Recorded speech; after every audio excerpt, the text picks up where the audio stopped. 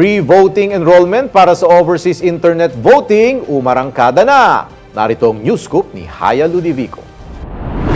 Umarangkada na ang pre-voting enrollment period ng Commission on Elections para sa internet voting ng mga Pilipino na nasa ibang bansa. Ayon kay OFW Party List Representative Marisa Magsino, ang mga maaaring makapag-enroll ay ang mga rehistradong botanteng Pilipino na nasa ibang bansa at nais makaboto sa 2025 midterm elections. Tatagal naman ng 30 araw ang opisyal na overseas online voting period mula April 13 hanggang May 12, 2025.